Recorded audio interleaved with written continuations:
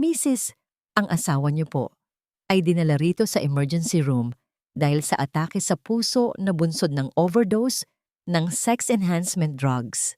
Natagpuan po siya sa isang hotel room kasama ang isang babaeng nagngangalang Sasha. Ang boses ng doktor ay parang isang matalim na bubog na bumaon sa pandinig ni Faye. Nanigas ang kanyang buong katawan habang nakatayo sa malamig na hallway ng ospital. Sa loob ng kanyang bulsa, mahigpit niyang hinahawakan ng isang maliit na pelus na kahon na naglalaman ng gintong mangset. Iyon ang regalong binili niya, gamit ang lahat ng kanyang ipon para sa kanilang ika-5 anibersaryo ng kasal ngayong gabi. Ang kanyang mga kamay ay amoy bawang at tuyo pa rin mula sa pagluluto ng adobo. Ang paboritong ulam ni Tristan na 4 na oras niyang matiyagang isinalang sa kalan mula pa noong madaling araw. Ngunit ang amoy ng pag-ibig at pagsisikap ay biglang hinalinhina ng amoy ng gamot at ang malansang katotohanan ng pagtataksil. Parang nawalan ng hangin ang paligid. Ang puting kisame ng ospital ay tila unti-unting bumabagsak sa kanyang ulo. Nararamdaman ni Faye ang bawat tibok ng kanyang puso na tila isang martilyo na dumudurog sa kanyang dibdib. Hindi siya makahinga. Ang bawat salitang binitawan ng doktor ay paulit-ulit na umaalingaw-ngaw sa kanyang isipan. Bawat pantig ay isang sugat na humihiwa sa kanyang kaluluwa. Walang hiya ka! Ikaw ang may kasalanan nito! Isang boses na puno ng puot ang pumunit sa katahimikan. Bago pa man makalingon si Faye, isang malakas na sampal ang dumapo sa kanyang pisngi. Ang lakas ng impact ay naging sanhi ng pagkakatalisod niya at pagbagsak ng pelos na kahon mula sa kanyang kamay. Gumulong ang mga gintong mangset sa sahig, nawala sa ilalim ng mga upuan, gaya ng kanyang mga pangarap na biglang naglaho. Nakatayo sa harap niya si Doña Imelda, ang kanyang biyenan, na ang mukha ay namumula sa galit at ang mga mata ay nanlilisik. Hindi alintana ng matanda ang mga pasyente at nurse na nanonood sa kanila. Itinuro niya ang nanginginig na daliri sa mukha ni Faye. Kung hindi ka ba naman isang malas na asawa, pinapagod mo ang anak ko sa trabaho dahil sa iyong pagkagutom sa pera, kaya napilitan siyang maghanap ng aliw sa iba. Ikaw ang pumatay sa kanya, Faye. Ikaw ang nagtulak sa kanya sa ganitong kalagayan. Ang bawat salita ni Doña Imelda ay parang latigo na humahagupit sa pagkatao ni Faye. Mama, hindi po. Naghanda lang ako para sa anibersaryo namin. Pabulong na sagot ni Faye. Ang kanyang boses ay nanginginig at halos hindi marinig sa tindi ng uyam sa kanyang lalamunan. Ngunit ang kanyang paliwanag ay tila nagdagdag lang ng gatong sa apoy. Anibersaryo? Isang basurang katulad mo ay nag-iisip pa ng anibersaryo habang ang anak ko ay nag-aagaw buhay? Wala kang utang na loob. Kinuha ka namin sa putikan, binigyan ka namin ng marangal na pangalan, at ganito ang isusukli mo sa amin? Sa likod ni Doña Imelda, lumabas ang isang babae mula sa loob ng silid ni Tristan. Maganda ito. Maayos ang pananamit kahit halatang galing sa kaguluhan, at ang kanyang mga mata ay puno ng mapagkunwaring luha. Si Sasha, ang babaeng naging dahilan ng pagbagsak ni Tristan. Tita Imelda, pakipakalma po ang loob niyo. Ako na po ang bahala kay Tristan, malambing na sabi ni Sasha habang hinahawakan ang balikat ng matanda. Pagkatapos ay lumingon siya kay Faye. Isang mabilis at palihim na ngisi ang gumuhit sa kanyang labi bago muling nagmukhang kaawa-awa. Pasensya na po, Mrs. Ilustre. Hindi ko sinasadyang saktan kayo, pero ako lang ang naroon nang mangyari ang insidente. Ako ang tumawag ng ambulansya habang ikaw ay wala sa tabi niya. Hinarap muli ni Doña Imelda si Faye. Ang boses nito ay naging malamig na parang yelo. Lumuhod ka, Faye. Lumuhod ka sa harap ni Sasha at magpasalamat ka sa kanya. Dahil kung hindi sa babaeng ito na tinatawag mong kabit, baka malamig na bangkay na ang anak ko ngayon. Lumuhod ka at humingi ka ng tawad sa pagiging pabaya mong asawa. Ang mundo ni Faye ay tila huminto. Sa gitna ng mataong hallway, sa ilalim ng mga matang mapanghusga, naramdaman niya ang dahan-dahang pagbagsak ng kanyang mga tuhod sa malamig at malansang sahig ng ospital. Ang kanyang dangal ay unti-unting nayuyurakan kasabay ng bawat patak ng kanyang luha na humahalo sa dumi ng semento. Ang tanong na paulit-ulit na sumasagi sa kanyang isipan ay kasing pait ng kapeng hindi na nalagyan ng asukal. Hanggang kailan ko ba dapat bayaran ang utang na loob na ito sa pamamagitan ng aking sariling kaluluwa? At sa bawat sandali ng aking pagpapakumbaba, mapapatawad ko pa ba ang aking sarili sa pananatili sa gitna ng apoy na ito? Nabalik lamang ang diwa ni Faye nang marinig niya ang pagbukas ng pinto ng ICU at ang mahinang ungol ni Tristan mula sa loob. Ngunit sa halip na ang pangalan niya ang hanapin, ang marahang haplos ni Sasha ang tinanggap ng lalaking inalayan niya ng buong buhay. Pato. Ang mansyon ng mga ilustre na dati ay simbolo ng aking mga pangarap. Ngayon ay tila isang malawak at malamig na libingan ng aking dangal. Pagkalabas ni Tristan mula sa ospital, ang bawat sulok ng bahay na ito ay naging saksi sa aking unti-unting pagkamatay habang nananatiling buhay. Hindi ako asawa rito. Ako ay isang anino na walang tinig, isang katulong na walang sweldo, at isang punching bag ng kanilang mga masasakit na salita. Araw-araw, ang aking mga kamay ay nagkakalyo na sa paglilinis ng mga sahig na tila hindi kailanman kumikinang sa paningin ni Doña Imelda. Habang si Tristan ay nagpapagaling sa itaas, ang tanging tungkulin ko ay ihatid ang kanyang mga gamot at pagkain na madalas ay ibinabalik niya lang sa akin nang may kasamang matatalim na tingin. Sa tuwing magtatama ang aming mga mata, wala akong makitang pagsisisi, kundi pagkamuhi. Tila ba ako ang dahilan kung bakit siya napahiya sa harap ng kanyang kabit? Bakit ka pa narito, Faye? Hindi mo ba nakikitang hindi ka na kailangan sa bahay na ito? Ang boses ni Tristan ay mahina pa dahil sa kanyang karamdaman, ngunit ang bawat salita ay may sapat na lakas upang durugin ang aking puso. Tristan, asawa mo ako. Pangako ko sa harap ng altar na aalagaan kita sa hirap at ginhawa. Sagot ko habang inilalagay ang tray ng pagkain sa kanyang bedside table. Isang mapait na tawa ang kumawala sa kanyang mga labi. Pangako. Ang pangakong yan ay kasing dumi na ng pinanggalingan mo. Huwag mo akong artehan ng debosyon, Fe. Alam nating dalawa na narito ka lang dahil wala kang ibang mapupuntahan. Bago pa ako makasagot, bumukas ang pinto at pumasok si Sasha na tila ba siya ang tunay na may-ari ng silid. May dala siyang mamahaling prutas at isang nangiting sadyang ginawa upang saktan ako. Sa harap ko, hinaplos niya ang buhok ni Tristan at hinalikan ito sa noo.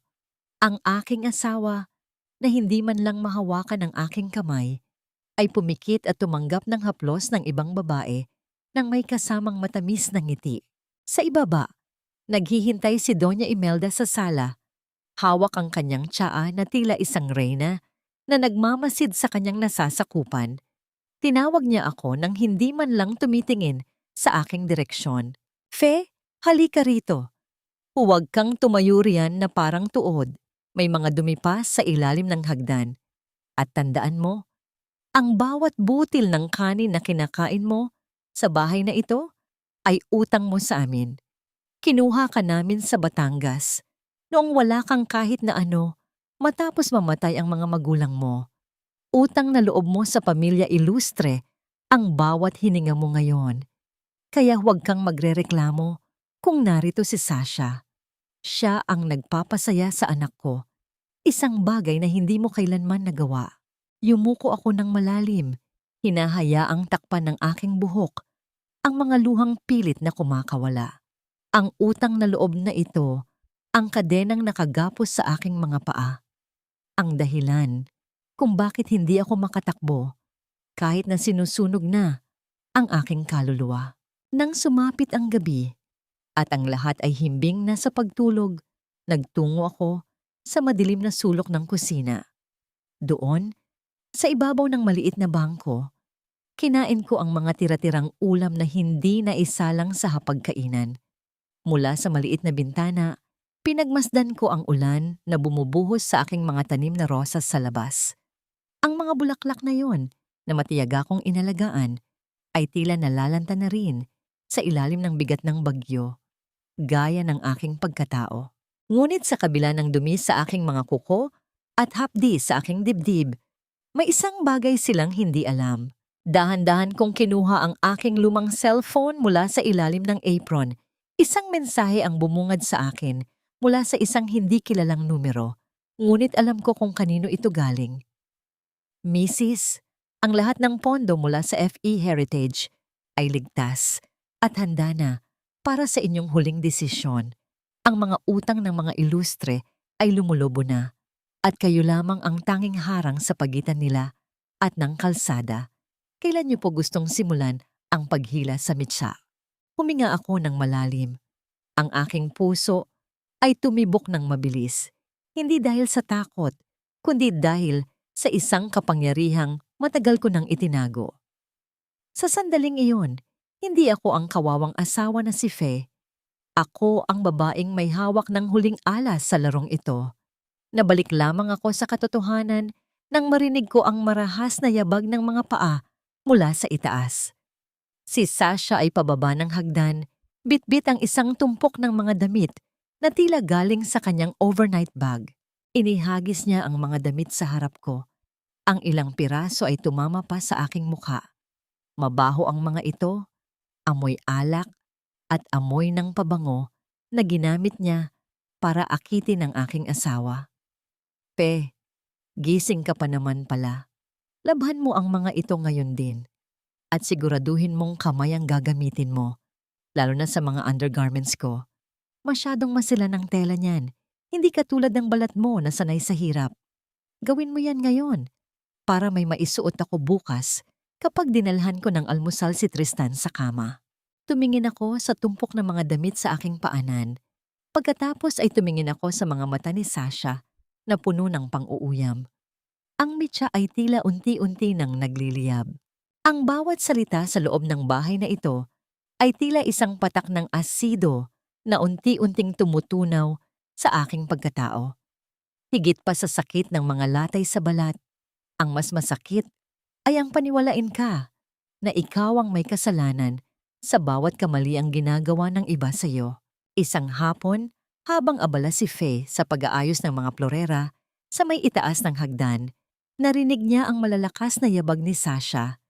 Ang babae ay nakasuot ng isang manipis na pantulog na tila ba hindi siya isang bisita, kundi ang reyna ng mansyon.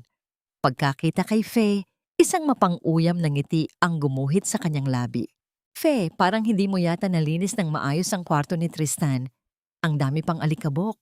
Baka lalong lumala ang hika ng asawa mo. Sabi ni Sasha habang papalapit sa dulo ng hagdan. Nilinis ko yon kaninang umaga, Sasha. Siguro ay guni-guni mo lang yon. Mahinahong sagot ni Faye, kahit na ang kanyang mga kamay ay nanginginig na sa panggigigil. Ngunit bago pa man makahakbang si Faye palayo, biglang bumagsak si Sasha sa sahig. Umalingaw-ngaw sa buong bahay ang tunog ng kanyang pagkakatama sa makinis na kahoy habang gumulong siya sa ilang baitang ng hagdan. Aray! Tristan! Tita Imelda! Tulong! Malakas niyang sigaw habang mabilis na namuo ang mga luha sa kanyang mga mata, dahilan upang mapuno ng tensyon at gulat ang buong bahay. Mabilis na lumabas si Tristan mula sa kanyang silid, kahit medyo hirap pa sa paglalakad. Kasunod si Doña Imelda na tila laging handa sa anumang gulo. Agad na dinaluhan ni Tristan si Sasha, habang ang matalim na tingin nito ay agad na humarap kay Faye. Ano ang ginawa mo, Faye? Nakita ko. Tinulak mo siya. Sigaw ni Tristan. Ang kanyang boses ay puno ng puot. Tristan, hindi ko siya tinulak. Kusa siyang tumalon. Magsisinungaling ka pa! Putol ni Doña Imelda habang tinutulungan si Tristan na itayo ang umiiyak na si Sasha. Nakita namin ang galit sa mga mata mo kanina pa, Faye. Hindi mo matanggap na mas kailangan ng anak ko si Sasha kaysa sa isang katulad mo na walang ibang alam, kundi ang magmukhang kawawa. Humagulgol si Sasha sa dibdib ni Tristan. Tristan, huwag mo siyang pagalitan. Naiintindihan ko naman siya. Selos na selos lang siguro siya sa akin, kaya niya nagawa yon. Huwag mo na siyang palayasin. Parang awa mo na. Ang bawat salita ni Sasha ay parang isang maingat na inihandang bitag. Sa halip na ipagtanggol ang sarili, si Faye ay nanatiling nakatayo. Ang kanyang puso ay tila isang basong unti-unting nagkakalamat. Tiningnan niya si Tristan, umaasang kahit katiting na tiwala, ay makikita niya rito. Ngunit tanging pandidiri lamang ang kanyang natanggap. You are a morbidly jealous wife, Faye. Nababaliw ka na sa selos hanggang sa punto na handa ka ng pumatay ng tao? Singal ni Tristan. Magmula ngayon, huwag kang lalapit kay Sasha. At kapag naulit pa ito, hinding-hindi na ako magdadalawang isip na itapon ka pabalik sa putikang pinanggalingan mo. Iyan ang mangyayari sa iyo, Faye. Dagdag ni Doña Imelda. Ang boses ay puno ng pananakot. Isang pagkakamali pa at kakalimutan ko ang lahat ng utang na loob mo. Ibabalik kita sa Batangas na wala kahit isang kusing. Doon ka mabulok sa hirap. Naiwang mag-isa si Faye sa tuktok ng hagdan habang inaalalayan nila si Sasha palayo. Ang katahimikan ay tila isang mabigat na kumot na dumiin sa kanyang dibdib. Sa gitna ng dilim ng hallway, tanging ang sarili niyang hikbi ang kanyang naririnig. Ngunit sa gitna ng kanyang pag-iisa, isang mainit na kamay ang dahan-dahang humawak sa kanyang balikat. Si Nanay Isabel, ang matandang tagapagluto, na halos buong buhay na ay nanilbihan sa mga ilustre. May dala siyang isang maliit na piraso ng kamoteng kahoy na nakabalot sa lumang tissue. Heto anak, kumain ka muna. Alam kong hindi ka nakapananghalian dahil sa dami ng iniutos nila. Bulong ni Nanay Isabel, ang kanyang mga mata ay puno ng awa at pag-unawa. Kinuha ni Faye ang kamote. Ang init nito ay tila dumaloy sa kanyang buong katawan. Mahigpit niyang hinawakan ang kamay ng matanda. Sa bahay na puno ng mga lobo, si Nanay Isabel lamang ang tanging tupa na nagbibigay sa kanya ng lakas. Salamat po, Nanay Isabel. Hindi ko na po alam kung hanggang kailan ko ito kakayanin. Pabulong na sagot ni Faye. Magtiis ka lang, Faye. Ang Diyos ay hindi natutulog. Alam ko ang katotohanan at alam kong darating ang araw na ikaw naman ang itatayo niya. Pangako ng matanda bago ito mabilis na bumalik sa kusina para hindi mapagalitan. Nang gabing iyon, habang nagpapalipas ng oras sa tapat ng silid ni Doña Imelda para maghatid ng gatas, narinig ni Faye ang mahinang usapan sa loob. Ang pinto ay hindi lubos na nakasara. Mama, kailangan na nating makuha ang titulo ng Don Dien Cafe sa Batangas. Iyon na lang ang natitirang ari-arian na may halaga na nakapangalan kay Faye. Boses yon ni Tristan, na tila ba wala ng sakit na nararamdaman. Huwag kang mag-alala, anak. Sagot ni Doña Imelda nang may kasamang malupit na tawa. Gagamitin natin ang insidente kanina. Sasabihin nating nababaliw na siya at hindi na siya karapat-dapat humawak ng ari-arian. Pipilitin natin siyang pirmahan ng waiver. Kapag nakuha na natin ang Don Dien, maaari na nating itapon ang basurang yan sa labas ng bahay na ito. Nanigas ang buong katawan ni Faye. Ang gatas sa kanyang kamay ay tila naging yelo. Hindi lang ang kanyang puso ang nais nilang durugin. Nais din nilang nakawin ang huling alaala ng kanyang mga magulang. Sa sandaling iyon, ang huling hibla ng pagtitimpi ni Faye ay tuluyan ng naputol. Ang kanyang mga mata, na dati ay puno ng luha, ngayon ay nagningas ng isang kakaibang liwanag. Hindi na siya maghihintay ng awa. Siya na ang gagawa ng sarili niyang hustisya. Iyan ba ang hinahanap mo, Faye? Akala ko kasi ay basura na kaya kinuha ko sa kwarto mo. Mas bagay naman yata sa akin, hindi ba? Ang boses ni Sasha ay parang kaskas ng kutsilyo sa kalawang na yero. Nakatayo siya sa harap ng salamin sa sala. Suot ang isang lumang singsing na may maliit na ruby. Ang kaisa-isang hiyas na naiwan ng yumaong ina ni Faye. Iyon ang huling alaala ng isang masayang kabataan sa Batangas, ang huling proteksyon ni Faye laban sa ganap na paglimot sa kanyang pinagmulan. Sasha, ibalik mo sa akin ang sing-sing na yan. Hindi iyan sa'yo. Pakiusap ni Faye. Ang kanyang boses ay nanginginig sa pagitan ng takot at matinding galit. Lumapit siya. Ang kanyang kamay ay nakalahad. Umaasang may kaunting awa pa sa puso ng babaeng ito. Ngunit sa halip na ibalik ang sing-sing, humalakhak si Sasha. Tiningnan niya ang kanyang mga kuko na bagong manicure bago muling tiningnan si Faye nang may halong pandidiri. Bakit ko ibabalik? Sabi ni Tita Imelda, lahat ng nasa loob ng bahay na ito ay pag-aari ng mga ilustre.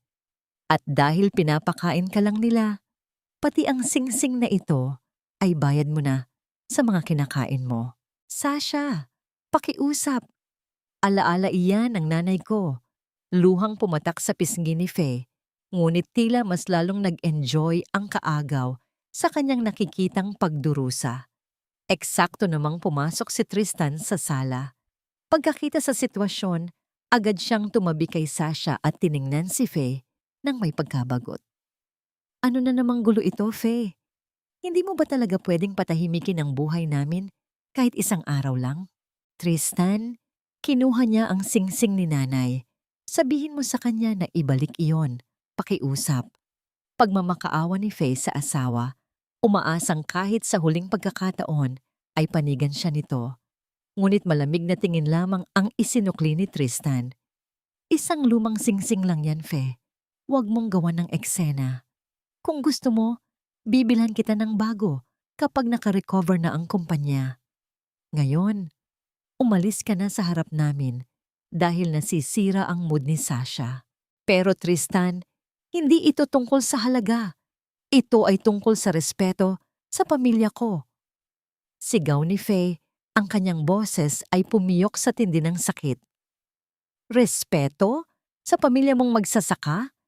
Isang malakas na sampal ang dumapo sa kabilang pisngi ni Faye bago pa niya matapos ang kanyang sasabihin. Ang impact ay naging sanhi ng pagkakapaling ng kanyang ulo at naramdaman niya ang pait ng dugo sa loob ng kanyang bibig. Huwag mong itataas ang boses mo sa harap ko, lalo na kung tungkol lang sa isang piraso ng kinalawang na bakal, singhal ni Tristan. Pagkatapos ay kinuha niya ang sing-sing mula sa daliri ni Sasha at, sa harap mismo ng mga nanlilisik na mata ni Faye, ay itinapon ito sa basurahan sa labas ng pintuan. Ayan. Ngayon ay basura na talaga siya, gaya ng pinagmulan mo. Tumakbo si Faye palabas. Hindi alintana ang malakas na buhos ng ulan na tila nakikiramay sa kanyang pighati. Lumuhod siya sa putikan, hinalughog ang bawat sulok ng basurahan hanggang sa maramdaman ng kanyang mga daliri ang matigas at pamilyar na metal. Nahanap niya ang sing-sing, marumi, puno ng putik at may bahagyang yupi. Yumakap si Faye sa kanyang sarili sa gitna ng dilim at ulan. Ang lamig ng gabi ay hindi maikukumpara sa yelong nanunuot sa kanyang puso. Doon, sa ilalim ng basang langit, naramdaman niya ang huling patak ng kanyang pag-ibig para kay Tristan na tuluyan ng natuyo. Ang bawat sakripisyo, ang bawat pagtitiis sa loob ng 5 taon ay itinapon na rin ng lalaking ito kasama ng kanyang alaala. Dahan-dahan siyang tumayo. Ang kanyang mga mata ay wala ng luha. Tanging isang malamig at matalim na desisyon na lamang ang natira. Pumasok siya sa loob ng bahay, hindi tumitingin sa magkasintahang masayang nagtatawanan sa sofa. Dumiretso siya sa kusina, kinuha ang kanyang cellphone at nagtago sa pantry. Nanginginig ang kanyang mga daliri habang idinadial ang numero ng kanyang abogado sa FE Heritage. Attorney Mendoza. Mahina ngunit matatag na, sabi ni Faye. Simulan niyo na. Putulin ang lahat ng daloy ng pondo sa Illustre Group of Companies. I-freeze ang lahat ng personal accounts ni Tristan at Doña Imelda na kumpanya ang nagpopondo. Gusto kong maramdaman nila kung paano mabuhay sa basurahan na itinuturing nilang tahanan ko. Sigurado na po ba kayo, Mrs.? Tanong ng mga abogado sa kabilang linya. Kapag ginawa natin ito, babagsak ang kumpanya sa loob ng 1 linggo. Sigurado na ako, sagot ni Faye habang hinihimas ang yuping singsing sa kanyang palad. Ipinagkatiwala ko sa kanila ang puso ko at itinapon nila iyon sa putikan. Ngayon, kukunin ko ang lahat ng itinayo ko para sa kanila. Iiwan ko silang walang kahit na ano, gaya ng ginawa nila sa akin. Pagkalabas niya ng pantry, nakita ni Faye si Doña Imelda na nagmamadaling bumaba ng hagdan. Ang mukha ay puno ng pagtataka habang nakatingin sa kanyang tablet. Tristan, bakit tumatawag ang bangko? Ang sabi nila, na-decline daw ang payment para sa mortgage ng bahay na ito? Imposible! Kagagaling lang ng pondo mula sa investor natin kagabi. Sigaw ng matanda, ang kanyang boses ay puno ng takot. Tiningnan sila ni Faye mula sa malayo. Isang lihim ng ngiti ang gumuhit sa kanyang mga labi na hindi nila nakikita. Ang laro ay nagsimula na, at sa pagkakataong ito, hindi na siya ang biktima. Sa bawat bugso ng hangin dito sa Batangas, tila unti-unting hinuhugasan ang amoy ng lansa at pait na namuo sa aking puso sa Maynila. Dito, sa ilalim ng malalabay na puno ng kape, muling bumabalik ang alaala ng aking pagkatao bago pa man ako naging isang ilustre. Matapos ang gulo sa mansyon, nagpaalam si Faye na kailangan niyang asikasuhin ang ilang naiwang papeles sa Batangas. Hindi siya pinigilan ni Doña Imelda dahil para sa matanda, ang pag-alis ni Faye ay nangangahulugan ng mas maraming oras para masolo nila ang atensyon ni Tristan at ang plano nilang kunin ng Don Dien. Ngunit lingid sa kanilang kaalaman, ang pag-uwi ni Faye ay hindi isang pagtakas, kundi ang paghahanda para sa huling laban. Pagbaba ni Faye sa lumang tarangkahan ng Hacienda Esperanza, agad siyang sinalubong ng halimuyak ng mga namumukadkad na kape. Ang puting mga bulaklak ay tila mga bituin na nakasabog sa berdeng mga dahon. Doon, sa gitna ng malawak na lupain, nakita niya ang isang lalaki na seryosong sinusuri ang mga bunga. Nakasuot ito ng simpleng t-shirt, pantalong maong na may bahid ng putik, at isang malapad na sombrero. Nang marinig ng lalaki ang kaluskos ng mga tuyong dahon, dahan-dahan itong lumingon. Ang kanyang mga mata, na kasing kulay ng matapang na kape, ay agad na nagliwanag nang makita si Faye. Faye, ikaw na ba yan? Ang boses ng lalaki ay malalim at puno ng init. Malayo sa malamig at matatalim na boses na nakasanayan ni Faye sa Maynila. Mateo? Pabulong na sagot ni Faye. Ang kanyang puso ay tumibok ng mabilis. Ngunit sa pagkakataong ito, hindi dahil sa takot, kundi dahil sa isang pamilyar na kalinga. Si Mateo ang kababata ni Faye, ang anak ng dating katiwala ng kanyang ama. Sila ang magkasama noong mga bata pa sila, naglalaro sa ilalim ng ulan at sabay na nangangarap habang namimitas ng mga bunga ng kape. Nang mamatay ang mga magulang ni Faye, si Mateo ang naiwan upang alagaan ang lupaing ito habang si Faye ay dinala sa Maynila ng mga ilustre. Ang tagal mong nawala, Faye. Akala ko ay tuluyan mo na kaming kinalimutan dito sa Batangas, sabi ni Mateo habang dahan-dahang lumalapit. Inalis niya ang kanyang sombrero at doon ay nakita ni Faye ang isang mukhang puno ng katapatan at pagtitiis. Hindi ko kayang kalimutan ang lugar na ito, Mateo. Ito lang ang tanging bagay na tunay na sa akin. Sagot ni Faye.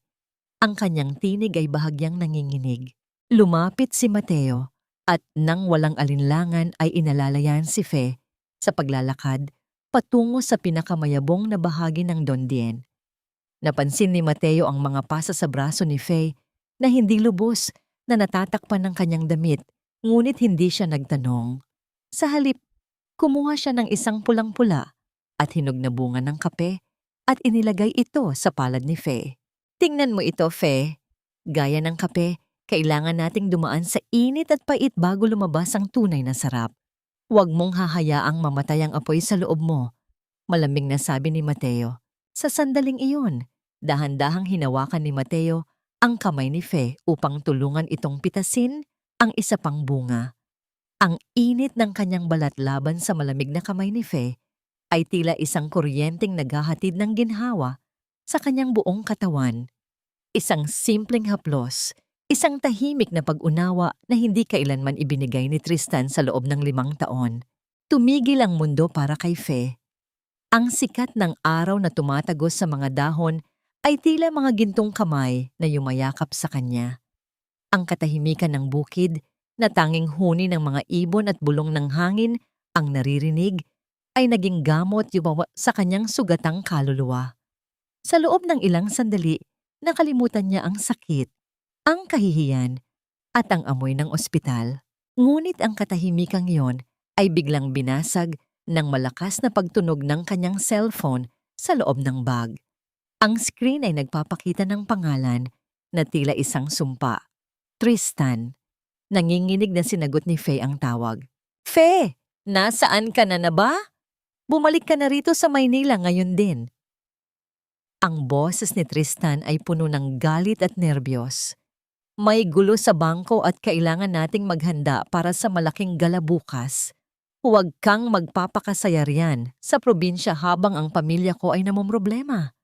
Kapag hindi ka nakarating bukas ng umaga, huwag mo nang asahang makakabalik ka pa sa bahay na ito.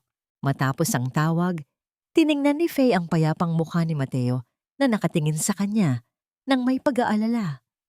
Ang kaibahan ng dalawang lalaki ay tila langit at lupa. Kailangan mo na bang umalis? Tanong ni Mateo. Ang kanyang boses ay puno ng lungkot. Kailangan kong bumalik, Mateo, pero hindi dahil sa sinusunod ko siya. Sagot ni Faye, ang kanyang mga mata ay naging kasing talim ng mga kidlat. Babalik ako para tapusin ang lahat. Babalik ako para ipakita sa kanila na ang kape ng Batangas ay hindi lang masarap. Ito rin ay matapang at kayang lumaban. Iniwan ni Faye ang Dondien habang ang huling sulyap ni Mateo ay tila isang pangako ng paghihintay.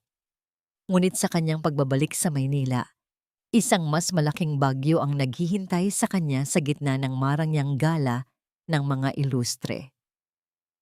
Ang bawat hakbang pabalik sa mansyong ito ay tila paglakad sa ibabaw ng nagbabagang uling.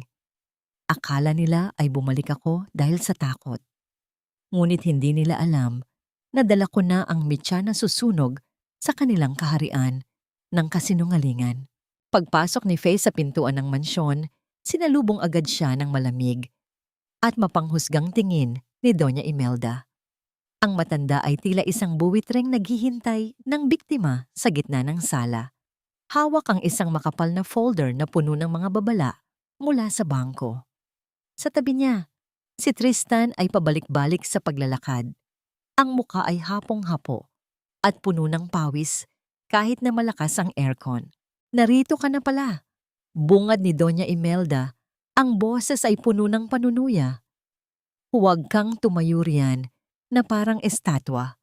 Marami tayong gagawin para sa gala bukas at siguraduhin mong maayos ang bawat detalye dahil ito na lang ang pagkakataon nating makuha ang tiwala ng mga investors. Hindi sumagot si Faye. Dahan-dahan niyang inilapag ang kanyang maliit na bag at tumungo sa kusina. Doon, nakita niya si Sasha na nakasuot ng isang napakagarbong gown na kulay pula. Isang gown na kasing mahal ng isang maliit na bahay, ngunit binili gamit ang perang hindi na pala sa kanila. Faye, buti naman at dumating ka. Maingat na sabi ni Sasha habang tinitingnan ang kanyang sarili sa salamin. Kailangan mo akong tulungan bukas. Gusto kong ikaw ang mag-ayos ng buhok ko at maglagay ng makeup sa akin. Sabi kasi ni Tristan, magaling ka raw sa ganyan noong nasa probinsya ka pa. At pakitahin na rin ang laylayan ng gown ko. Parang may konting sabit. Tiningnan ni Faye ang gown ni Sasha. Ang bawat tahi niyon ay tila isang insulto sa kanyang paghihirap. Lumapit siya at dahan-dahang hinawakan ng tela. Ang kanyang mga kamay ay nananatiling kalmado, ngunit sa loob niya, ang bawat himaymay ng kanyang puso ay sumisigaw ng katarungan. Gagawin ko ang lahat ng gusto niyo para sa gabing ito, pabulong na sagot ni Faye. Nang sumapit ang gabi, Bago ang engranding selebrasyon, naririnig ni Faye ang pag-aaway ni na Tristan at Doña Imelda sa library. Ang kanilang mga boses ay pumapailan lang sa tahimik na pasilyo, puno ng desperasyon at takot. Mama, hindi na sapat ang pondo. Ang sabi ng bank manager, wala nang pumapasok na investment mula sa FE Heritage sa loob ng 3 araw. Kapag nalaman ito ng mga bisita bukas, katapusan na natin. Sigaw ni Tristan, ang boses ay basag at puno ng kaba. Tumahimik ka, Tristan. Ganti ng matanda. Kaya nga natin gagawin ang plano laban kay Faye bukas. Kapag napirmahan na niya ang waiver sa harap ng mga saksi, mapupunta sa atin ang Don Dien sa Batangas. Ibibenta natin yun agad at mababayaran natin ang lahat ng utang. Konting tiis na lang, anak. Hayaan mong isipin ng basurang yan na kontrolado niya ang lahat. Pero bukas, itatapon natin siya sa kalsada na walang kahit isang kusing. Nakasandal si Faye sa pader sa labas ng library. Ang kanyang mga mata ay nakapikit ng mariin. Ang bawat salita ng kanyang biyenan ay tila isang patalim na lalong nagpapatatag sa kanyang loob. Hindi na siya nasasaktan. Ang nararamdaman niya ngayon ay isang malamig na katuwaan dahil sa katangahan ng mga taong akala ay sila ang bida sa sarili nilang dula. Dahan-dahan siyang bumalik sa kanyang maliit na kwarto sa tabi ng kusina. Kinuha niya ang kanyang cellphone at nakita ang huling mensahe mula kay Attorney Mendoza. Mrs., ang lahat ng ebidensya ng malversasyon ng pamilya Ilustre ay nasa kamay ko na. Ang utos niyo na lamang ang hinihintay para ihinto ang lahat ng serbisyo sa mansyon bukas ng gabi, eksaktong 8 oras mula ngayon. Handa na rin ang mga dokumento na magpapatunay na ang lahat ng utang nila ay hindi na kayang bayaran. Huminga ng malalim si Faye. Pinagmasdan niya ang kanyang mga kamay, ang mga kamay na 5 taong nagsilbi, nagluto at naglinis para sa mga taong ito. Ang mga kamay na bukas ay siyang hihila sa kurtina ng kanilang pagkawasak. Bago matulog, dumaan siya sa sala at nakita ang malaking frame ng pamilya, Ilustre, na nakasabit sa pader. Doon, nakita niya ang sarili niyang mukha. Isang malungkot na babae na pilit pinagkakasya ang sarili sa isang mundong hindi naman para sa kanya. Gaano kaya katamis ang tagumpay kung ito ay kinuha mula sa gitna ng matinding pait? At pagkatapos ng gabing bukas, makikilala ko pa ba ang babaeng makikita ko sa salamin? Pumasok siya sa kanyang silid at isinara ang pinto. Ang katahimikan ng gabi ay tila isang babala para sa bagyong parating. Isang bagyong walang sinasanto, isang bagyong maglilinis sa lahat ng dumi ng nakaraan. Ang mga ilaw sa ballroom ay tila libu-libong mga mata na mapanghusga, kumikinang sa ilalim ng mga dambuhalang chandelier na nagbibigay ng isang marangyang liwanag sa buong silid. Ngunit para kay Faye, ang ningning na ito ay tila isang malupit na entablado kung saan siya ang nakatakdang maging biktima. Nakasuot siya ng isang lumang bestido, kupas na ang kulay kumpara sa naglalakihang mga gown ng mga panauhin. Habang nakatayo siya sa isang madilim na sulok, hawak ang isang tray ng mga inumin na tila ba siya ay isa sa mga upahang serbidora. Sa gitna ng entablado, nakatayo si Doña Imelda. Suot ang kanyang pinakamahal na perlas at isang nangiting puno ng pagmamalaki. Sa tabi niya ay si Tristan na mukhang matikas sa kanyang taksido at si Sasha na tila isang nagniningning na bituin sa kanyang pulang gown na binurdahan ng mga kristal. Ang bawat tawanan nila ay tila isang sampal sa mukha ni Faye na umaalingaw-ngaw sa buong bulwagan. Mga kaibigan, mga kasosyo, ang boses ni Doña Imelda ay umalingaw-ngaw sa sound system, puno ng awtoridad. Ngayong gabi, hindi lang natin ipinagdiriwang ang tagumpay ng Ilustre Group. Ipinagdiriwang din natin ang katapatan. Nais kong ipakilala sa inyo ang babaeng naging katuwang ng aking anak sa pinakamahirap na sandali ng kanyang buhay. Ang babaeng nagligtas sa kanya, si Sasha. Nagpalakpakan ang mga tao.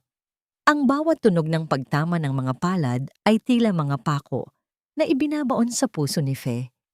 Walang nakapansin sa kanya. Walang nakakita sa asapan ng 5 taong nagtiis at nagmakaawa para sa pamilyang ito. Para sa lahat ng naroon, si Faye ay isang anino lamang, isang mantsa sa gitna ng kanilang perpektong mundo. Ngunit ang gabi ay hindi pa natatapos sa papuri. Biglang nagbago ang ekspresyon ni Doña Imelda. Humawak siya sa kanyang leeg at nagpakawala ng isang mahinang sigaw ng pagkagimbal. Ang aking kwintas, ang aking heirloom diamond necklace, nawawala. Sigaw ng matanda. Ang boses ay sapat na lakas upang patahimikin ang lahat ng usapan. Agad na lumapit ang mga security guard. Sa gitna ng katahimikan, itinuro ni Doña Imelda ang kanyang nanginginig na daliri sa direksyon ni Faye. Si Faye ang huling pumasok sa kwarto ko bago magsimula ang party. Siya lang ang may lakas ng loob na magnakaw ng hiyas na yon dahil alam niyang wala na siyang matatanggap mula sa amin. Naramdaman ni Faye ang bawat mata sa loob ng ballroom na nakatitig sa kanya. Ang bulong-bulungan ng mga panauhin ay tila mga bubuyog na nanunuya. Lumapit ang 2 malalaking gwardiya at hinawakan ang kanyang mga braso ng napakahigpit, sapat na upang makaramdam siya ng matinding hapdi. Ang tray na hawak niya ay nahulog sa sahig at ang tunog ng mga nabasag na baso ay umalingaw-ngaw sa buong silid, gaya ng kanyang pag-asa na muling nadurog. Hindi ko po kinuha yon, Mama. Mahinang sabi ni Faye. Ang kanyang boses ay nanginginig, ngunit may taglay na kakaibang tatag sa ilalim ng sakit. Huwag mo akong tawaging Mama, magnanakaw, singhal ni Doña Imelda. Lumapit si Tristan, hindi upang ipagtanggol ang kanyang asawa, kundi upang dagdagan ang kanyang pagdurusa. Tiningnan niya si Faye nang may halong pandidiri. Tila ba isa itong maduming basahan na kailangang itapon. Tama na ang drama, Faye. Matagal ko nang alam na wala kang utang na loob, pero hindi ko akalaing magagawa mo pang magnakaw sa mismong pamilyang nagpakain sa'yo. Sabi ni Tristan habang kinititigan ang kanyang asawa sa harap-harap ng lahat ng kanilang mga kakilala. Hinila si Faye ng mga gwardiya patungo sa gitna ng entablado. Pilit siyang pinapaluhod sa harap ng mga naglalakihang sapatos ng mga ilustre. Ang lamig ng sahig ay gumapang sa kanyang mga binti, at ang bawat patak ng kanyang luha ay humahalo sa mga bubog ng nabasag na kristal. Ngunit sa halip na tumawag ng pulis, may ibang plano si Tristan. Kinuha niya ang isang makapal na folder mula sa kamay ng kanyang abogado na nakatayo sa gilid. Ang tunog ng pagbukas ng folder ay tila isang hatol ng kamatayan sa katahimikan ng gabi dahil sa kahihiyang idinulot mo ngayong gabi at sa lahat ng kasalanang ginawa mo bilang isang pabayang asawa. Ang boses ni Tristan ay naging kasing lamig ng kamatayan. Sa harap ng lahat ng mga saksi rito, idinedeklara ko ang pagtatapos ng ating pagsasama. Inilabas ni Tristan ang isang dokumento, ang mga papeles ng divorce. Itinapon niya ito sa paanan ni Faye, sa tabi ng mga basag na kristal at dumi ng sahig. Pirindahan mo ito, Faye. Pirindahan mo ang dokumentong ito at umalis ka sa bahay ko, sa kumpanya ko, at sa buhay ko, ngayon din. Nanigas ang buong katawan ni Faye. Ang kanyang puso ay tila huminto sa pagtibok. Sa harap ng buong alta sosyedad ng Maynila, siya ay hinubaran ng dangal, pinaratangan ng krimen, at itinatapon na parang basura. Tumingin siya kay Sasha na nakatayo sa likod ni Tristan, may hawak na baso ng champagne at isang nangiting puno ng tagumpay. Ngunit sa gitna ng matinding kahihiyan, may isang bagay na hindi nila nakita. Ang mga mata ni Faye, na kanina ay puno ng luha, ay dahan-dahang tumingin sa orasan sa pader. Eksaktong 8 oras na ang nakalipas mula nang ibigay niya ang huling utos kay Attorney Mendoza. Ang bawat tawa na naririnig ko mula sa mga taong narito ay tila mga huling nota ng isang malungkot na kanta. Akala nila ay tapos na ang aking laban, na ang aking pagluhod ay tanda ng aking pagsuko. Ngunit sa ilalim ng bawat patak ng aking luha, may isang apoy na handa ng tumupok sa lahat ng kanilang kayabangan. Habang nakaluhod si Faye sa gitna ng ballroom, lumapit si Sasha nang may mapang-uyam na ngiti. Hawak ang isang baso ng pulang alak. Dahan-dahan niyang ibinuhos ang laman nito sa ulo ni Faye. Ang malapot at pulang likido ay dumaloy sa mukha ni Faye, bumahid sa kanyang lumang damit at humalo sa kanyang mga luha. Ang mga panauhin ay naghagikhikan, ang iba ay nag-iwas ng tingin ng may halong pandidiri, habang ang iba naman ay tila nasisiyahan sa nakikitang pagpapakasakit sa asawa ni Tristan. Oops, pasensya na, Faye. Mukhang mas bagay sa iyo ang kulay ng basurang alak na ito kaysa sa dumi ng Batangas na dala mo rito. Ani Sasha. Ang kanyang boses ay puno ng tamis na may halong lason. Dahan-dahan, sa gitna ng katahimikan at panunuya, tumayo si Faye mula sa malamig na sahig. Hindi siya mabuway, hindi siya nanginginig. Sa halip, kinuha niya ang puting panyo mula sa kanyang bulsa at dahan-dahang pinunasan ang alak sa kanyang mukha. Ang bawat kilos niya ay may taglay na kakaibang kabilisan at dangal na hindi inaasahan ng sinuman sa silid na yon. Tiningnan ni Faye si Tristan ng diretso sa mga mata. Ang kanyang tingin ay hindi na puno ng pagmamakaawa, kundi ng isang malamig na katotohanan na tila isang talim na dumaan sa hangin. Tristan! Ang boses ni Faye ay malinaw at matatag, sapat na upang marinig ng lahat ng naroon. Akala mo ba ay ikaw ang may kapangyarihang itapon ako? Akala mo ba ay ikaw ang nagpapasya kung kailan matatapos ang lahat? Isang mapait na tawa ang kumawala sa mga labi ni Faye habang nakatingin kay Doña Imelda na tila ba nakakita ito ng multo. Sa loob ng 5 taon, nanahimik ako dahil sa utang na loob na paulit-ulit ninyong ibinabato sa mukha ko. Pinanindigan ko ang pagiging asawa kahit na ginawa ninyo akong katulong. Pero ngayong gabi, tinapos ninyo na ang huling dahilan para manatili pa ako sa tabi mo. Itinapon niyo ang tanging taong nagmamahal sa inyo ng totoo para sa isang mundong gawa sa buhangin at kasinungalingan. Ano ang pinagsasabi mo, Faye? Umalis ka na bago ko patawagin ang mga pulis. Sigaw ni Doña Imelda, ngunit may kaba na sa kanyang boses. Eksakto sa sandaling iyon, ang lahat ng ilaw sa loob ng marangyang ballroom ay sabay-sabay na namatay. Ang mga dambuhalang chandelier na kanina ay nagniningning, ay naging madilim na anino sa kisame. Ang mga sigawan ng gulat mula sa mga panauhin ay pumailan lang sa kadiliman.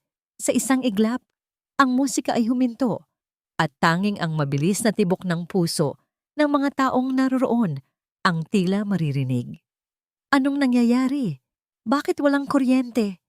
Boses iyon ni Tristan, puno ng takot at kalituhan.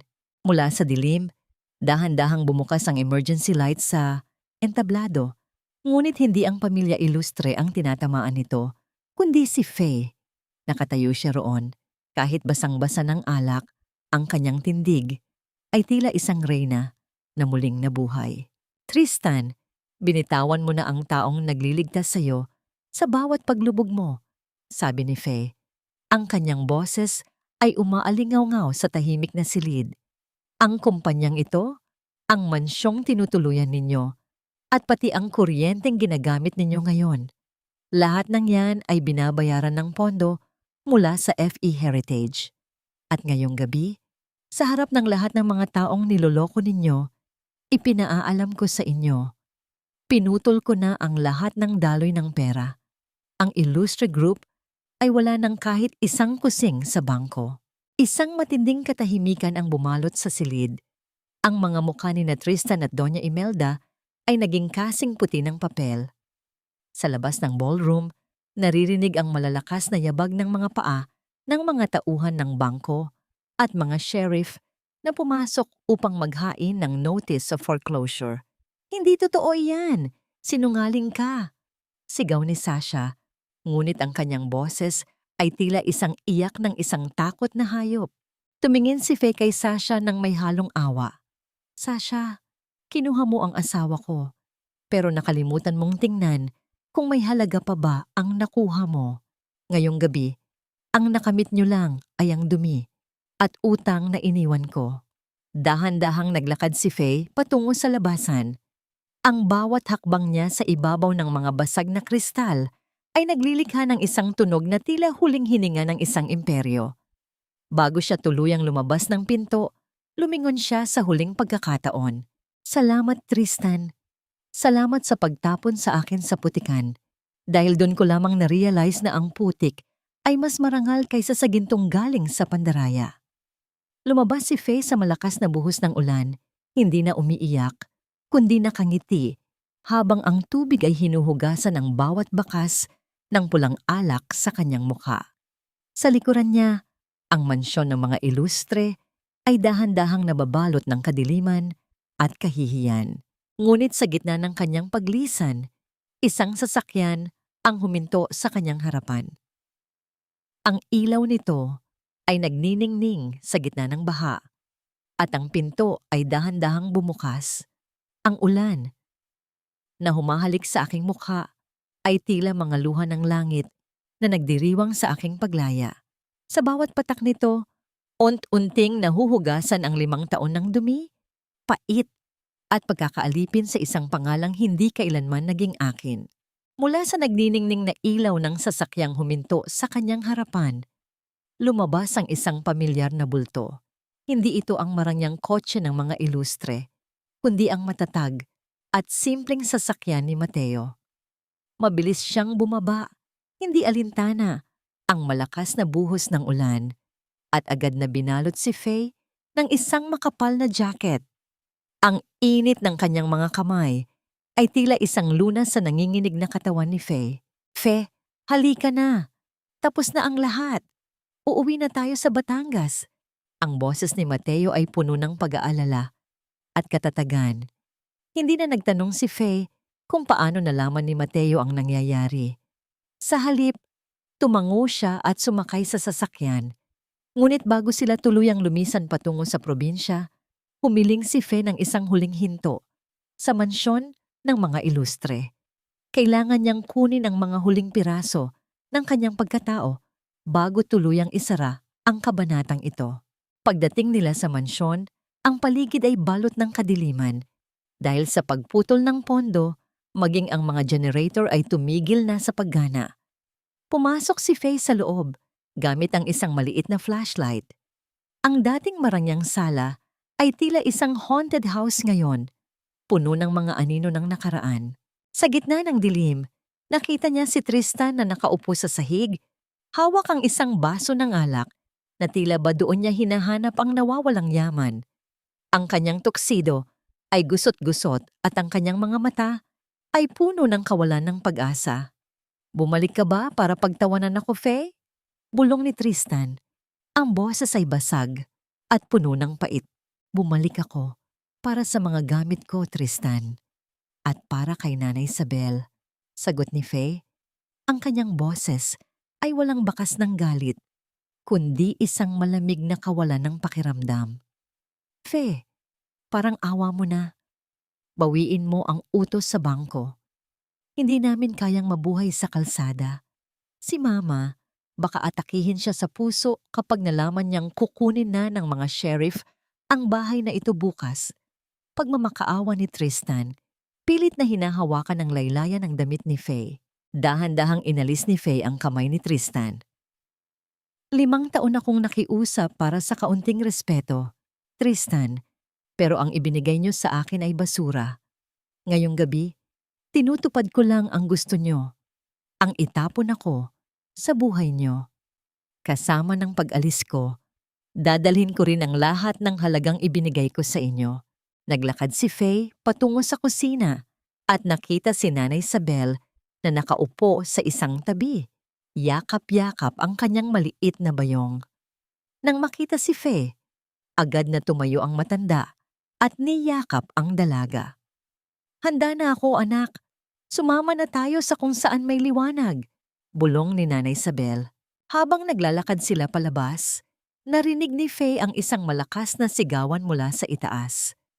Si Sasha ay nagmamadaling bumababa ng hagdan, bitbit ang dalawang malalaking maleta. Ang kanyang muka ay puno ng takot at pagmamadali. Sasha, saan ka pupunta? Sigaw ni Tristan mula sa sala. Hindi ako tanga, Tristan. Hindi ako sasama sa'yo sa kalsada. Akala ko ay mayaman kayo. Pero isa lang pala kayong malaking utang. Sigaw ni Sasha habang mabilis na lumalabas ng pinto. Hindi na nilingon ang lalaking kani-kanina lang ay ipinaglalaban niya. Tiningnan ni Faye ang eksena ng may halong pait na katuwaan. Ang katapatan ni Sasha ay kasing babaw ng pondong kinuha niya. Ngayon, naiwan si Tristan sa gitna ng kanyang madilim at walang laman na mansyon, kasama ang kanyang ina na narinig nilang humahagulgol sa kanyang silid dahil sa kahihiyan. Sumakay si Faye sa sasakyan ni Mateo kasama si Nanay Isabel. Habang umaandar ang sasakyan palayo sa Maynila, pinanood ni Faye ang mga ilaw ng lungsod na unti-unting naglalaho sa rearview mirror. Nararamdaman niya ang unti-unting pagluwag ng kaba sa kanyang dibdib. Sa bawat kilometrong nadaragdag, ang bigat ng pamilya Ilustre ay tila dahan-dahang natatanggal sa kanyang balikat. Faye, okay ka lang ba? Tanong ni Mateo habang maingat na nagmamaneho. Ngayon lang ako naging ganito kaayos, Mateo. Ngayon lang ako muling nakahinga. Sagot ni Faye habang dahan-dahang ipinipikit ang kanyang mga mata. Ngunit sa gitna ng katahimikan ng biyahe, isang kaba ang muling gumising sa kanya. Naalala niya ang dokumentong inihagis ni Tristan sa party. Ang waiver para sa Dondien sa Batangas. Hindi niya iyon napirmahan, pero alam niyang hindi titigil si Doña Imelda hanggat hindi nakukuha ang huling bagay na mahalaga sa kanya. Ano kaya ang susunod na hakbang ng isang sugatang leon na gaya ni Doña Imelda ngayong wala na silang mawawala? Ang halimuyak ng lupang basa at ang matapang na amoy ng barako ang siyang unang gumising sa aking diwa. Sa loob ng 5 taon, ang tanging nalalanghap ko ay ang amoy ng mamahaling pabango na may halong laso ng panloloko. Ngunit dito sa Esperanza, ang bawat hininga ay tila isang panalangin dinirinig ng langit. Ang unang umaga ni Faye sa Batangas ay hindi nagsimula sa sigaw ni Doña Imelda o sa malamig na utos ni Tristan. Nagsimula ito sa huninin ng mga ibon at sa marahang pagkatok ni Nanay Isabel sa kanyang pinto. Bit-bit ang isang baso ng mainit na tsokolate. Ang sikat ng araw na tumatagos sa bintana ng kanyang lumang kwarto ay tila mga daliring humahaplos sa kanyang mukha, nagpapaalala na siya ay ligtas na. Pagbaba niya sa Dondien, nakita niya si Mateo na abala sa pag-aayos ng mga sako ng kape. Nang makita siya ng binata, agad itong tumigil sa pagtatrabaho at lumapit ng may ngiti na kasing liwanag ng umaga. Magandang umaga, Fe. Maayos ba ang tulog mo? Tanong ni Mateo. Ang kanyang boses ay may taglay na pag-aalaga na hindi kailanman naramdaman ni Faye sa Maynila. Ngayon lang ako muling nakatulog ng mahimbing, Mateo. Tila ba ang bigat ng mundo ay naiwan ko sa kalsada patungo rito? Sagot ni Faye habang pinagmamasdan ang malawak na lupain. Dinala siya ni Mateo sa pinakamalayong bahagi ng Dondien, kung saan ang mga puno ng kape ay tila bahagyang napabayaan dahil sa kakulangan ng pondo noong mga nakaraang taon. Hinawakan ni Mateo ang isang tuyong sanga at dahan-dahang itong pinutol upang bigyang daan ang mga bagong usbong. Gaya ng mga punong ito, kailangan nating alisin ang mga bahagi nating patay na para muling mamukadkad, Fe. Ang esperansa ay hindi lang lupa. Ito ang iyong puso. At narito ako para tulungan kang muling patubuin ang lahat ng nawala sa iyo. Malamig na sabi ni Mateo. Isang matamis at masakit na sandali ang namagitan sa kanila. Lumapit si Mateo at dahan-dahang kinuha ang kamay ni Faye. Marahan niyang tiningnan ang mga kalyo at ang mantsa ng alak na tila hindi pa rin lubos na nawawala sa isipan ni Faye. Pinisil niya ang kamay ng dalaga, isang tahimik na pangako na hindi niya ito pababayaan. Ang init ng kamay ni Mateo ay tila isang kuryenteng naghatid ng buhay sa sugatang puso ni Faye. Salamat, Mateo. Hindi ko alam kung ano ang gagawin ko kung wala ka. Pabulong na sabi ni Faye. Ang kanyang mga mata ay nagsisimulang mapuno ng luha ng katuwaan. Sa kabilang banda, si Nanay Isabel ay tila muling naging bata. Sa loob ng malawak na kusina ng hasyenda, malaya siyang nagluluto ng suman at kape nang walang takot na mapagalitan. Ang bawat galaw niya ay puno ng sigla. Tila ba ang bawat sangkap na inilalagay niya ay may halong kalayaan. Ngunit ang katahimikan ng kanilang bagong simula ay biglang nabasag nang may humintong isang itim na sasakyan sa harap ng malaking gate ng Hacienda Esperanza. Ang sasakyan ay pamilyar. Ito ang huling yaman na natitira sa mga ilustre. Lumabas mula sa sasakyan ang isang lalaking nakabarong. Bit-bit ang isang folder na may tatak ng korte. Hindi ito si Tristan, kundi ang personal na abogado ni Doña Imelda. Naglakad ang abogado patungo kay Faye na noon ay kasama pa rin si Mateo sa gitna ng dondien. Ang bawat hakbang ng lalaki sa ibabaw ng mga tuyong dahon ay tila isang babala na. Ang bagyo mula sa Maynila ay hindi pa tuluyang lumilipas. Magandang umaga, Mrs. Ilustre. Panimula ng abogado. Ang boses ay walang emosyon. Narito ako upang ihatid ang isang demand letter mula kay Doña Imelda Ilustre. Isinampa na namin sa korte ang kaso para sa illegal detention of property at fraudulent ownership. Ayon sa dokumento, ang lupang ito ay ginamit na kolateral para sa utang ng pamilya Ilustre na hindi mo binayaran. Mayroon kang 24 na oras upang lisanin ang Hacienda Esperanza o mapipilitan kaming gamitin ang kapangyarihan ng batas upang paalisin ka. Nanigas ang buong katawan ni Faye. Ang papel na iniabot ng abogado ay tila isang nagbabagang bakal sa kanyang kamay. Akala niya ay tapos na ang lahat, ngunit tila handa si Doña Imelda na sunugin ang lahat, pati ang huling alaala ni Faye. Huwag lang silang maging talunan. Hindi niyo pwedeng gawin ito. Ang lupang ito ay sa mga magulang ni Faye. Sigaw ni Mateo. Ang kanyang mga kamao ay nakakuyom sa galit. Sa batas, ang lahat ay posible kung ang piraso ng papel ay nasa panig ng mga ilustre. Sagot ng abogado, bago dahan-dahang bumalik sa sasakyan. Tumingin si Faye sa papel, pagkatapos ay sa malawak na dondien na kani-kanina lang ay nagbibigay sa kanya ng pag-asa. Ang bawat puno, ang bawat bunga, at ang bawat pangarap niya ay muling nanganganib na makuha ng mga taong walang ginawa kundi saktan siya. Paano ko lalabanan ang isang dambuhalang ang tanging alam ay pandaraya, kung ang tanging hawak ko lang ay ang katotohanang pilit nilang ibinabaon sa limot? Ang akala nila ay sapat na ang 24 na oras upang gumuho ang aking mundo, ngunit hindi nila alam na ang bawat punla ng kapirito sa Esperanza ay may ugat na mas malalim pa sa kanilang kasakiman. Ang katarungan ay hindi lamang nakasulat sa papel. Ito ay nanggagaling sa lupang hindi kailanman nagsisinungaling sa mga nagmamahal dito. Matapos umalis ang abogado ni Doña Imelda, nanatiling tahimik si Faye habang nakatingin sa puting papel na tila isang sumpa sa kanyang kamay. Ang kanyang mga mata ay hindi na naghahanap ng luha. Sa halip, may isang malamig na apoy na sumiklab sa kanyang paningin. Lumingon siya kay Mateo na noon ay handa ng sumugod para habulin ang sasakyan ng abogado. Mateo, huwag! Ang boses ni Faye ay matatag, walang bakas ng takot. Hayaan mo silang isipin na panalo na sila. Ang taong desperado ay madalas na nakakalimot na ang bawat patibong ay may dalawang dulo. Agad na tinawagan ni Faye si Attorney Mendoza.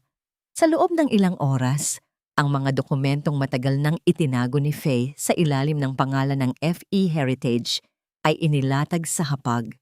Ang mga orihinal na titulo ng lupa na may lagda ng kanyang ama at ang mga ebidensya na ang pirma ni Faye sa mga waiver ay peke at sa pilitan, ang huli, na akala ng mga ilustre ay sa kanila, ay siyang magiging sarili nilang bitag. Lumipas ang ilang buwan. Ang Hacienda Esperanza ay muling sumigla. Ang mga puting bulaklak ng kape ay tila isang dagat ng niebe na bumabalot sa buong Dondien at ang bango nito ay umaabot hanggang sa kalsada. Sa tulong ni Mateo, ang Kapeng Esperanza ay naging isang tanyag na brand. Kinikilala hindi lang sa Batangas, kundi maging sa mga malalaking coffee shop sa Maynila. Isang hapon, habang naglalakad si Faye sa gitna ng mga puno, nakita niya si Mateo na may dalang isang maliit na tasa ng bagong giling na kape. Ang sikat ng araw ay unti-unting lumulubog, nagbibigay ng gintong kulay sa paligid. "Tikman mo ito, Faye. Ito ang bunga ng iyong pagtitiis," sabi ni Mateo habang iniabot ang tasa. Nang magdampi ang kanilang mga daliri, naramdaman ni Faye ang isang kakaibang kapayapaan. Tumingin siya kay Mateo at sa mga mata ng binata, nakita niya ang isang mundong puno ng respeto at pag-asa. Walang panunumbat, walang utang na loob, kundi tanging pag-ibig na kasing dalisay ng hanging Batangas. "Salamat sa lahat, Mateo. Kung hindi dahil sa'yo, baka tuluyan na akong naging abo," pabulong na sabi ni Faye. "Hindi kita hinayaang maging abo, Faye. Hinintay ko lang na muli kang magningning gaya ng isang hiyas," sagot ni Mateo. Ang kanyang boses ay tila isang himig na nagpapatahimik sa lahat ng ingay ng nakaraan. Habang nagtatagumpay si Faye, ang Maynila naman ay naging isang impyerno para kay Tristan. Wala ng kumpanya, wala ng mansyon, at wala ng mga kaibigang pumapalakpak sa kanya. Nakatira siya ngayon sa isang maliit at madilim na apartment sa isang squatters area. Ang tanging pagkain ay instant noodles na madalas ay wala pang sapat na tubig. Ang kanyang mga kuko ay madumi. Ang kanyang balat ay tila nawalan na ng kulay.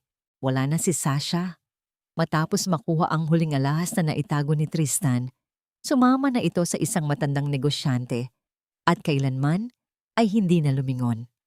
Si Doña Imelda naman ay tila nawala na sa sariling kaisipan, paulit-ulit na nagsusuot ng kanyang mga pekeng perlas at kinakausap ang pader na tila ba naroon pa ang kanyang mga bisita.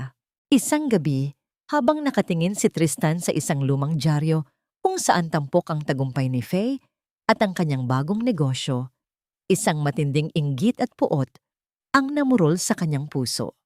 Ang larawan ni Faye na nakangiti sa tabi ni Mateo ay tila isang kutsilyong paulit-ulit na sumasaksak sa kanyang pagkatao. "Hindi pwedeng maging masaya ka habang ako ay nagdurusa, Faye," bulong ni Tristan. Ang kanyang mga mata ay nanlilisik sa dilim ng silid. "Ako ang nagbigay sa iyo ng pangalang ilustre at ako rin ang kukuha ng lahat nang mayroon ka ngayon." Kinuha ni Tristan ang isang kalawanging kutsilyo na nakatago sa ilalim ng kanyang higaan. Ang kanyang huling pera ay ginamit niya upang bumili ng isang tiket ng bus patungo sa Batangas. Ang kanyang isipan ay wala ng ibang laman, kundi ang baluktot na ideya ng pagbawi sa kung ano ang inaakala niyang sa kanya pa rin. Sa Hacienda Esperanza, ang gabi ay tahimik at payapa. Hindi alam ni Faye na ang anino ng kanyang nakaraan ay dahan-dahan nang gumagapang patungo sa kanyang bagong tahanan.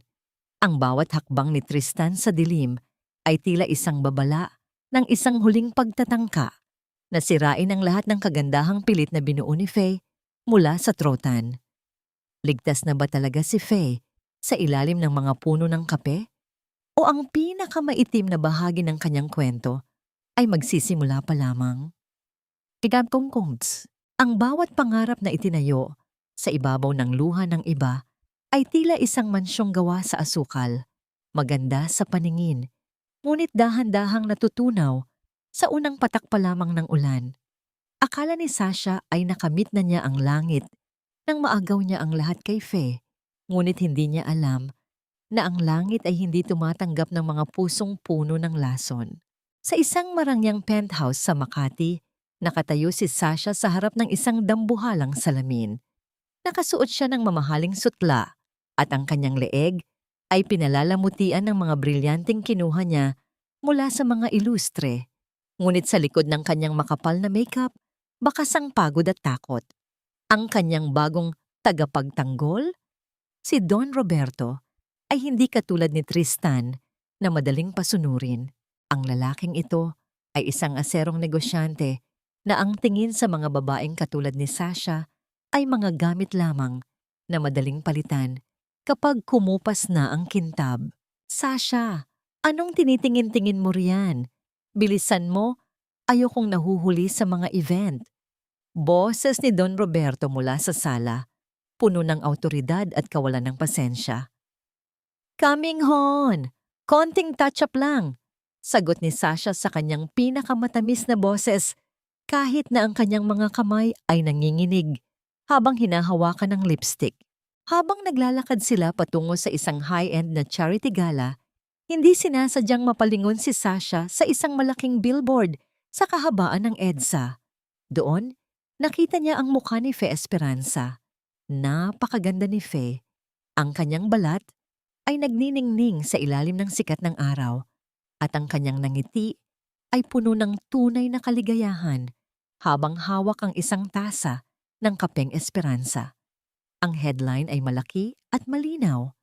The Queen of Philippine Coffee, From Ashes to Success. Ang bawat salita sa billboard na yon ay tila isang sampal sa mukha ni Sasha, habang siya ay kailangang magmakaawa para sa atensyon ng isang matandang lalaki. Si Fe ay naging reyna ng sarili nitong kaharian. Ang inggit ay parang isang uod na dahan-dahang kumakain sa kanyang sikmura. Look at her, hon. Isang hamak na magsasaka lang yan dati, pero tignan mo kung paano mag-inarte ngayon. Bulong ni Sasha kay Don Roberto, umaasang kakampi ito sa kanya.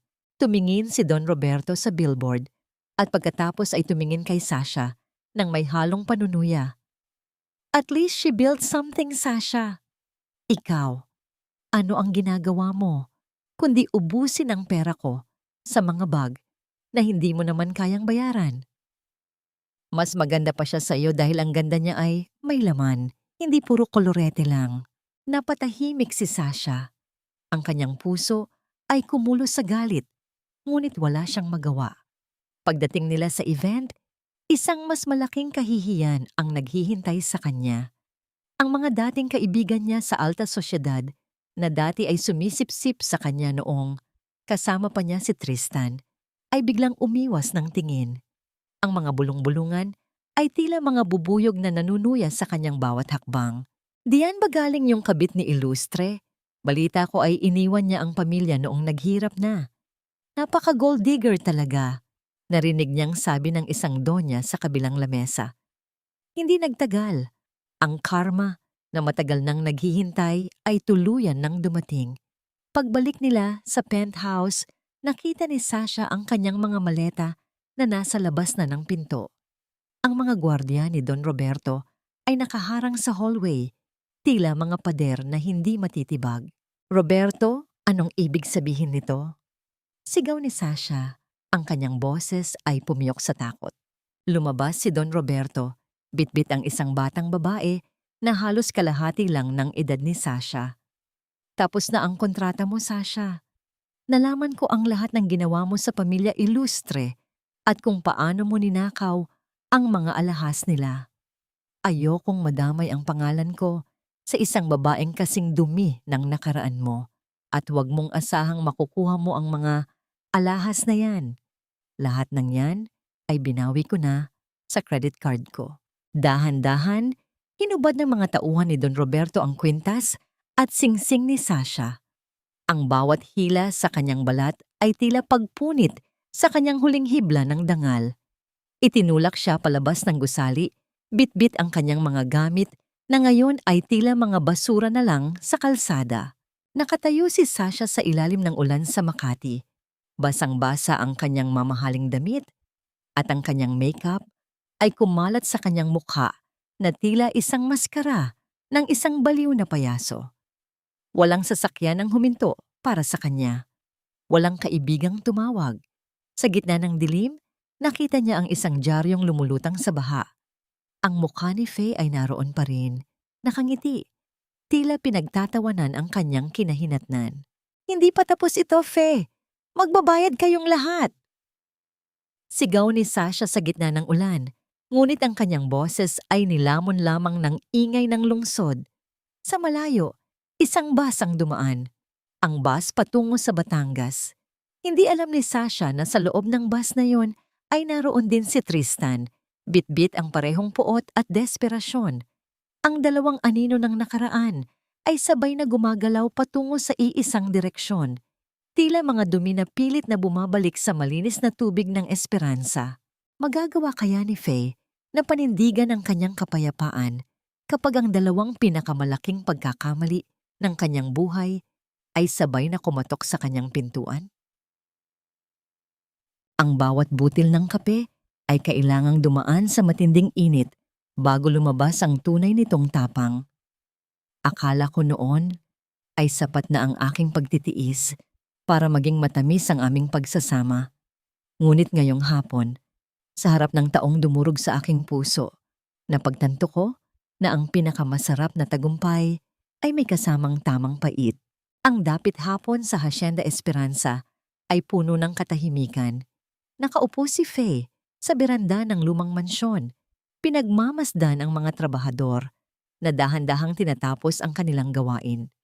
Sa tabi niya, si Mateo ay abala sa pagsusulat ng mga ulat para sa susunod na export ng kape. Ang hangin ay amoy sariwang lupa at hinog na bunga ng kape, isang amoy na nagbibigay kay Faye ng pakiramdam na siya ay tunay na nasa tahanan. Ngunit ang kapayapaang ito ay biglang nabasag ng marinig ang kalansing ng bakal na tumama sa semento ng tarangkahan. Isang lalaki ang dahan-dahang naglalakad sa mahabang pasilyo ng Dondien. Ang kanyang mga damit ay punit-punit, ang kanyang buhok ay madungis, at ang kanyang mga mata ay nanlilisik sa dilim ng pagod at puot. Si Tristan. Agad na tumayo si Mateo at humarang sa harap ni Faye. Ang kanyang katawan ay naging matigas na, tila isang pader. Tristan, anong ginagawa mo rito? Wala kang karapatang tapakan ng lupang ito. Tumingin si Tristan kay Mateo nang may halong pandidiri bago ibinaling ang kanyang paningin kay Faye. Isang mapait na ngiti ang gumuhit sa kanyang labi. Faye, asawa ko. Tignan mo ang ginawa mo sa akin. Habang nagpapakasasaka sa yaman dito, ang nanay ko ay nasa kalsada at ako ay parang hayop na naghahanap ng makakain. Hindi mo ba naisip ang lahat ng ibinigay ko sa'yo? Ang pangalang ilustre na nag-angat sa'yo mula sa putik? Dahan-dahang hinawakan ni Faye ang balikat ni Mateo upang hudyatan itong tumabi. Humakbang siya pasulong, ang kanyang tindig ay tuwid at ang kanyang mga mata ay walang bakas ng takot. Ang pangalang ilustre ay hindi nag-angat sa akin, Tristan. Iyon ang naging kulungan ko. Ang boses ni Faye ay kasing lamig ng hanging gabi. Bumalik ka rito para sa ano? Para manghingi ng awa? O para muling saktan ako? Bumalik ako para sa kung ano ang sa akin. Sigaw ni Tristan, ang kanyang boses ay pumiyok sa desperasyon. Ang lupang ito, ang perang kinikita mo, lahat ng yan ay dapat sa akin. Ako ang asawa mo. Utang mo sa akin ang bawat hininga mo dahil kinuha ka namin noong wala ka nang matuluyan. Isang malalim na buntong hininga ang pinakawalan ni Faye. Lumapit siya sa isang maliit na lamesa sa beranda kung saan may nakahandang isang tasa ng bagong timplang kape. Ang usok nito ay dahan-dahang pumapaikot sa hangin. Gusto mo ba ng kape, Tristan? Tikman mo ito, sabi ni Faye habang iniabot ang tasa. Kinuha ni Tristan ang tasa nang nanginginig ang mga kamay. Ininom niya ito ng mabilis. Umaasang makakakuha ng kaunting ginhawa. Ngunit sa unang higop pa lang, agad siyang napaubo at nailuwa ang likido. Ang kape ay napakapait, walang asukal, walang gatas. Tanging ang purong pait ng sunog na butil. Ano ito? Napakapait. Gusto mo ba akong lasunin? Sigaw ni Tristan. Tiningnan siya ni Faye nang diretso sa mga mata. Ang kanyang mukha ay walang emosyon. Ang pait na nararamdaman mo ngayon, Tristan, ay ang lasa ng buhay ko sa loob ng 5 taon sa tabi mo. Iyan ang ibinigay niyo sa akin tuwing umaga, tuwing gabi. Inihanda ko ang kape na yan para sa'yo, para malasahan mo ang bawat patak ng luha na inilihim ko habang pinagsisilbihan ko kayo ng nanay mo. Nabitawan ni Tristan ang tasa at ang tunog ng pagkakabasag nito sa semento ay umalingaw-ngaw sa buong hasyenda. Sa gitna ng kanyang galit, inilabas niya ang kalawanging kutsilyo mula sa kanyang bulsa. Kung hindi ka babalik sa akin, walang sino mang pwedeng magkaroon sa'yo. Sisirain ko ang lahat ng itinayo mo. Sigaw ni Tristan habang sumusugod patungo kay Fe. Mabilis na kumilos si Mateo at nahawakan ang bisig ni Tristan bago pa man nito maabot si Fe. Ang tunog ng pakikipagbuno at ang mabibigat na paghinga ng dalawang lalaki ay pumuno sa paligid. Ngunit sa gitna ng kaguluhan, si Fe ay nanatiling nakatayo. Hindi gumagalaw. Tinitigan niya si Tristan ng may halong awa. Tila isang reynang nanonood sa pagbagsak ng isang baliw na kaaway. Sapat na, Tristan, sabi ni Fe. Ang boses ay puno ng awtoridad.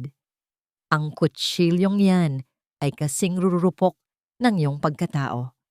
Hindi mo na ako kayang saktan dahil wala ka ng kapangyarihan sa akin.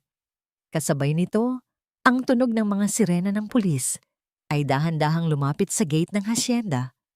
Si Nanay Isabel, na kanina papalihim na tumawag ng tulong, ay lumabas mula sa kusina kasama ang ilang mga trabahador na may hawak na mga sulo. Nang marinig ni Tristan ang mga sirena, ang kanyang mga mata ay napuno ng takot. Binitiwan niya ang kutsilyo at napaluhod sa gitna ng mga basag na piraso ng tasa. Ang kanyang pag-iyak ay parang isang bata na nawawala sa dilim, puno ng pagsisisi na huli na para dinggin. Fe, patawarin mo ako. Huwag mo akong ipakulong. Pagmamakaawa niya habang dahan-dahang lumalapit ang mga pulis upang pusasan siya. Tumingin si Fe kay Mateo at sa isang simpleng tango, alam nilang dalawa na ang bagyong ito ay tapos na. Lumingon si Fe kay Tristan sa huling pagkakataon habang isinasakay ito sa sasakyan ng pulis. Tapos na ang oras ng paghingi ng tawad, Tristan. Ngayon, oras na para harapin mo ang dilim na ikaw mismo ang gumawa, sabi ni Fe bago tuluyang tumalikod. Habang umaalis ang mga pulis, ang Hacienda Esperanza ay muling binalot ng katahimikan. Ngunit sa malayo, sa may tarangkahan, isang babaeng may magulong makeup at basang damit ang nakatayo. Pinapanood ang lahat mula sa dilim. Si Sasha. Ang kanyang muka ay puno ng inggit, ngunit wala na siyang lakas para lumaban.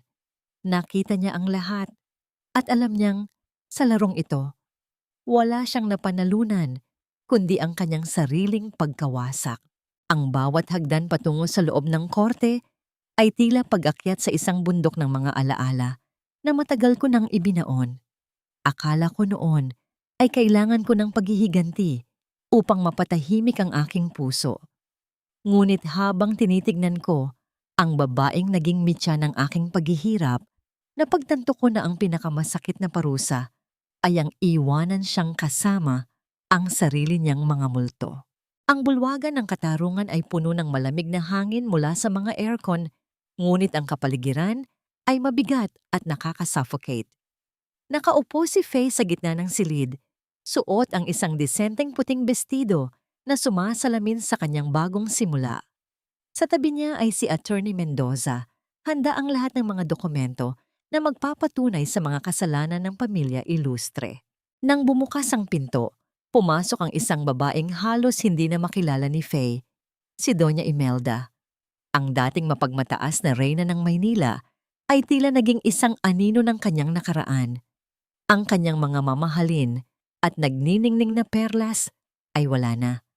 Pinalitan ito ng isang luma at kupas na scarf. Ang kanyang buhok, na dati ay laging maayos ang pagkakaayos, ngayon ay gulo-gulo at may mga puting hibla na hindi na naitatago. Ang kanyang mga mata, na dati ay nanlilisik sa kapangyarihan, ngayon ay puno ng takot at kalituhan. Hindi niyo pwedeng gawin ito sa akin. Ako ay isang ilustre. Bulyaw ni Doña Imelda habang inaalalayan siya ng isang pampublikong abogado patungo sa kanyang upuan. Ngunit ang kanyang boses ay wala ng awtoridad. Ito ay tila iyak na lamang ng isang batang nawawala sa dilim. Nagsimula ang paglilitis. Isa-isang inilatag ni Attorney Mendoza ang mga ebidensya, ang mga pekeng dokumento para sa Dondien, ang mga malbersasyon ng pondo ng kumpanya, at ang mga testimonya ng mga dating empleyado tungkol sa pang-aabuso sa loob ng mansyon. Ang bawat salita ay tila isang pako na ibinabaon sa kabaong ng dangal ng pamilya ilustre. Sa gitna ng paglilitis, tumayo si Faye upang ibigay ang kanyang huling pahayag. Tinitigan niya si Doña Imelda ng diretso sa mga mata. Hindi siya nagsasalita ng may galit. Ang kanyang boses ay mahinahon, malinaw, at puno ng dignidad. Mama, panimula ni Faye, at ang salitang iyon ay tila nagpatahimik sa buong korte.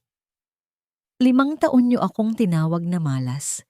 5 taon niyo akong pinaniwala na wala akong halaga kung wala ang inyong pangalan. Ginamit niyo ang utang na loob bilang kadena para kontrolin ang buhay ko. Pero tignan niyo ang sarili niyo ngayon. Ang pangalang ilustre na labis ninyong pinoprotektahan ang siyang naging dahilan ng inyong pagbagsak dahil itinayo niyo ito sa ibabaw ng kasinungalingan at pagtapak sa kapwa. Humikbi si Doña Imelda. Ang kanyang mga kamay ay nanginginig habang pilit na tinatakpan ng kanyang mukha. Ang hiya o kahihiyan na matagal na niyang kinatatakutan ay narito na, sa harap ng publiko, sa harap ng batas. Patawarin mo ako, Fe. Huwag mo kaming pabayaan.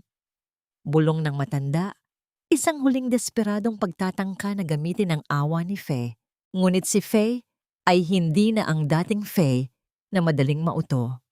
Pinatawad ko na kayo, Mama. Pinatawad ko na kayo dahil gusto ko nang maging malaya. Pero ang pagpapatawad ay hindi nangangahulugan na mawawala ang pananagutan sa batas. Ang bawat luha na pumatak mula sa aking mga mata sa loob ng 5 taon ay may katumbas na hustisya. At ngayong araw, ang batas na ang bahalang humukom sa inyo. Inanunsyo ng hukom ang hatol. Guilty sa lahat ng sakdal. Ang mga natitirang ari-arian ng mga ilustre ay isusubasta upang bayaran ang mga utang at danyos sa mga biktima. Si Doña Imelda ay haharap sa pagkakakulong at malalaking multa, habang si Tristan ay mananatili sa kulungan dahil sa tangkang pagpatay. Paglabas ni Faye ng korte, sinalubong siya ni Mateo na naghihintay sa ilalim ng init ng araw. Lumapit ang binata at dahan-dahang hinawakan ng kamay ni Faye isang mahigpit na pisil na nagpaparamdam na tapos na ang lahat. Faye, tapos na ang laban sa Maynila. Pwede na tayong bumalik sa Batangas nang walang iniisip na anino. Sabi ni Mateo, ang kanyang mga mata ay puno ng paghanga. Tumingin si Faye sa langit. Ang asul na kulay nito ay tila mas maliwanag kaysa dati.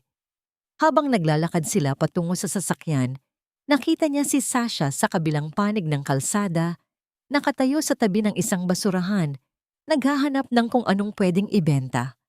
Nagtagpo ang kanilang mga mata sa huling pagkakataon. Walang sinabi si Faye. Kinititigan lang niya ito nang may awa bago tuluyang sumakay sa sasakyan. Ang Hacienda Esperanza ay naghihintay. Ang mga puno ng kape ay muling mamumukadkad. At sa pagkakataong ito, wala nang pait. Nakasama ang bawat ani. Ngunit bago matapos ang lahat, may isang huling sorpresa si Mateo para sa kanya na magbabago sa kanyang kinabukasan magpakailanman. Ang bawat puting bulaklak ng kape na namumukadkad sa Hacienda Esperanza ay tila mga munting hiya na nagpapaalala sa akin na ang bawat pait ng kahapon ay may katapat na tamis sa hinaharap. Hindi na ako ang babaeng laging nakayuko. Ako na ang reyna ng sarili kong lupain at ang aking korona ay gawa sa pawis dangal, at tunay na pagmamahal. 1 taon ang mabilis na lumipas mula nang matapos ang kaguluhan sa Maynila. Ang Hacienda Esperanza ay hindi na lamang isang dundian ng kape. Ito ay naging isang kanlungan para sa mga kababaihang nakaranas ng pang-aabuso at kawalan ng pag-asa. Sa tulong ni Faye, ang bawat sulok ng lupain ay naging simbolo ng bagong simula. Ang mga lumang bodega ay ginawang mga silid-aralan kung saan tinuturuan ang mga kababaihan ng sining ng paggawa ng kape at pamamalakad ng negosyo. Sa gitna ng malawak na hardin, nakatayo si Faye habang pinagmamasdan ang mga bata na naglalaro sa ilalim ng mga puno. Naroon din si Nanay Isabel, na ngayon ay tinuturing na lola ng lahat sa hasyenda. Masayang nagluluto ng kakanin para sa merienda ng mga trabahador. Ang bawat tawa at kwentuhan ay tila isang himig ng tagumpay na pumapailan lang sa hangin. Lumapit si Mateo kay Faye. Bitbit ang isang baso ng paborito nitong kape. Ang sikat ng araw ay unti-unting lumulubog, nagbibigay ng mainit na kulay kahel sa buong Dondin. Tumingin si Mateo kay Faye nang may halong paghanga at pagmamahal na kailanman ay hindi nagbago. Faye, tignan mo ang lahat ng ito. Ikaw ang gumawa nito. Ang dating lupang tuyo ay naging isang paraiso para sa maraming tao. Malamig na sabi ni Mateo habang dahan-dahang hinahawakan ang kamay ni Faye. Ngumiti si Faye at isinandal ang kanyang ulo sa balikat ni Mateo. Naramdaman niya ang tibok ng puso ng lalaki, isang matatag at tapat na tibok na nagbigay sa kanya ng lakas sa gitna ng bawat pagsubok. Hindi ko ito magagawa kung wala ka sa tabi ko, Mateo. Tinuruan mo akong maniwala muli na may mga lalaki pa palang marunong rumespeto at magmahal nang walang hinihintay na kapalit. Dahan-dahang humarap si Mateo kay Faye. Mula sa kanyang bulsa, inilabas niya ang isang maliit na kahon. Nang buksan niya ito, hindi isang mamahaling brilyante ang naroon, kundi ang singsing ng ina ni Faye na matagal nang inayos at nilinis ni Mateo. Ang rubi nito ay nagniningning na tila isang patak ng dugo na simbolo ng buhay at katatagan. Faye, hindi ko maipapangako sa iyo ang isang buhay na walang problema, pero ipinapangako ko na sa bawat pait na darating, ako ang magiging asukal na magpapatamis sa iyong araw. Handa ka bang maging asawa ko sa harap ng Diyos at ng lupang ito? Ang mga luha ni Faye ay dahan-dahang pumatak, ngunit sa pagkakataong ito, ang mga ito ay luha ng wagas na kaligayahan. Tumango siya at hinayaan si Mateo na isuot ang singsing sa kanyang daliri. Hindi ito ang singsing ng mga ilustre na puno ng sumpa. Ito ang singsing ng esperansa na puno ng pag-asa. Dahan-dahang inilapit ni Mateo ang kanyang mukha at hinalikan si Faye sa noo, isang halik na puno ng paggalang at pangako. Pagkatapos ay niyakap niya ang dalaga ng mahigpit habang ang hangin ng Batangas ay tila bumubulong ng pagbati sa kanilang dalawa. Sa di kalayuan, narinig ni Faye ang balita tungkol sa mga ilustre sa radyo ni Nanay Isabel. Ang mansyon sa Maynila ay tuluyan ng naidemolish upang gawing isang pampublikong parke. At si Tristan at Doña Imelda ay nananatiling nakalimutan ng mundong dati nilang pinaghaharian. Ngunit para kay Faye, ang balitang yon ay wala ng epekto. Ang bawat galit at pait ay tuluyan ng natunaw, pinalitan ng isang pusong handang magmahal muli. Tumayo si Faye sa gitna ng kanyang dondin, ang kanyang buhok ay hinahalikan ng hangin at ang kanyang mga mata ay nakatingin sa malayo. Alam niya na ang buhay ay gaya ng kape, may pait, may bango, at may init. Ngunit sa tamang pagtitimpla at sa tamang kasama, ito ang pinakamasarap na regalo ng langit. Ang Viengok Batangas ay hindi ang hiya na nasa kanyang daliri, kundi ang kanyang sarili, isang babaeng nadurog, bumangon, at muling nagniningning sa gitna ng esperansa. Ilang taon na ang lumipas mula nang ang bagyo ng Maynila ay tuluyang humupa sa buhay ni Faye. Sa bawat umaga na siya ay nagigising sa Hacienda Esperanza, ang unang bumabati sa kanya ay hindi na ang bigat ng dibdib o ang takot sa susunod na sasabihin ni Doña Imelda, kundi ang mainit na yakap ng sikat ng araw at ang halimuyak ng kape na tila isang banayad na awit ng kalayaan. Marami ang nagtatanong kung napatawad na ba ni Faye ang mga taong dumurog sa kanyang pagkatao. Sa loob ng kanyang puso, alam ni Faye ang sagot. Ang pagpapatawad ay hindi nangangahulugang ibabalik mo ang mga nanakit sa iyo sa loob ng iyong buhay. Ito ay ang pagpili na huwag nang bitbitin ang bigat ng kanilang mga kasalanan sa iyong paglalakad patungo sa hinaharap. Pinatawad na ni Faye sina Tristan at Doña Imelda, hindi dahil karapat-dapat sila, kundi dahil karapat-dapat ang kanyang kaluluwa. Sa kapayapaan, ang mga ilustre ay naging mga anino na lamang ng nakaraan, mga leksyon na nakasulat sa mga pahina ng isang lumang libro na kailanman ay hindi na niya muling bubuksan. Ang kapayapaang tinatamasa ni Faye ngayon ay hindi lamang ang kawalan ng gulo, kundi ang pagkakaroon ng isang pusong buo at nagmamahal. Sa piling ni Mateo, natutunan niya na ang tunay na pag-ibig ay hindi isang sakripisyong nakakasira, kundi isang ugnayang nakakabuo at nagpapalakas. Ang Hacienda Esperanza ay naging higit pa sa isang negosyo. Ito ay naging simbolo ng kanyang muling pagkabuhay. Ang bawat tasa ng kape na lumalabas mula sa kanyang dondien ay may dalang kwento ng pag-asa para sa bawat babaeng minsang naniwala na sila ay wala ng halaga. Para sa mga kababaihang nakikinig sa kwentong ito, ang buhay ni Faye ay isang paalala na ang ating halaga ay hindi itinatakda ng kung gaano tayo katagal na nagtiis sa kamay ng mga mapangapi. Ang tunay na karangalan ay matatagpuan sa lakas ng loob na tumayo mula sa putikan, punasan ang sariling mga luha, at magsimulang muli ng may dangal. Huwag nating hayaan na ang utang na loob ay maging kadena na papatay sa ating mga pangarap. Ang kabutihan na walang hangganan ay nagiging kahinaan, ngunit ang kabutihang may kasamang paninindigan ay nagiging isang kapangyarihang hindi kailanman matatalo. Sa paglubog ng araw sa likod ng mga bundok ng Batangas, nakatayo si Faye sa tabi ni Mateo, pinagmamasdan ng kanilang mga anak na masayang tumatakbo sa gitna ng mga puno ng kape. Ang pait ng nakaraan ay naging isang matamis na alaala na lamang ng kanyang katatagan. Ang kape ng buhay ay maaaring maging matapang at mapait sa simula. Ngunit sa tamang panahon at sa tamang kasama, ito ang magbibigay sa atin ng pinakamasarap na gising sa isang bukas na puno ng pag-asa. Ang kwento ni Faye Esperanza ay hindi lamang isang dula ng pamilya.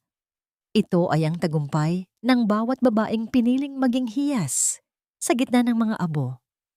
Ang paglalakbay ay maaaring mahaba at puno ng tinik, ngunit sa dulo ng bawat madilim na gabi, laging may naghihintay na liwanag para sa mga pusong hindi kailanman sumuko sa laban. Habang pinagmamasdan natin ang payapang dapit hapon sa Esperanza, nararamdaman natin ang bango ng tagumpay na hindi na kailanman mababahira ng pait. Tapos na ang ulan, at ang bawat butil ng kape sa dondien ay sumasalamin na sa gintong liwanag ng bagong simula ni Faye. Mga mahal kong tagapakinig, maraming salamat sa pagtitiyaga at pagsama sa amin hanggang sa huling yugto ng paglalakbay na ito. Habang hinahabi ko ang bawat salita sa kwentong ito, lalo na sa bahaging pinilit si Faye na lumuhod sa malamig na sahig ng ospital habang ang kanyang asawa ay nasa bisig ng iba, aminado akong huminto ako sa pagsusulat dahil sa tindi ng uyam at sakit na naramdaman ko para sa kanya. Ang kwentong ito ay hindi lamang isang serye ng mga kaganapan. Ito ay hango sa mga buntong hininga at tahimik na luha ng mga totoong kababaihan na nakatagpo ko sa aking paglalakbay sa buhay. Isang paalala na sa likod ng bawat sugat ay may kwento ng isang reynang naghihintay lamang na muling isuot ang kanyang korona. Sa inyong palagay, tama ba ang naging desisyon ni Faye na ibigay ang pinakamapait na kape kay Tristan bilang huling pamamalam? O sa tingin niyo ba ay dapat siyang naging mas matapang pa sa kanyang paghihiganti? Gusto ko ring malaman, habang nakikinig kayo sa audio na ito, ano ang inyong ginagawa? Baka kayo ay nagluluto ng hapunan para sa mga anak, nagtitiklop ng mga bagong labang damit, o baka nagpapahinga pagkatapos ng isang nakakapagod na shift sa trabaho. Saan man kayo naroroon, sana ay ituring niyo akong isang kaibigan na handang makinig. Ibahagi niyo ang inyong mga karanasan at damdamin sa comment section sa ibaba. Dito, kayo ay pakikinggan at pahahalagahan. Huwag din nating kalimutang i-like at i-share ang kwentong ito para mas marami pa tayong siyang mabigyan ng inspirasyon at lakas ng loob. Hangad ko ang inyong kaligtasan at walang hanggang kapayapaan sa inyong mga tahanan. Tandaan nyo, ang tunay na ganda ng kapeng barako ay hindi nanggagaling sa tamis ng asukal, kundi sa tapang nito na manatiling mabango sa kabila ng pagkakaihaw sa matinding init ng apoy. Manatili kayong matatag at mabuti sa inyong sarili. Hanggang sa muling pagkikita sa ating susunod na kwento. Pamagat ng kwento, ang Reyna ng Esperanza, mula sa pait ng kahapon. Paalala, ang lahat ng mga karakter at sitwasyon sa kwentong ito ay katang-isip lamang na nilikha para sa layuning libangan at upang maghatid ng positibong mensahe.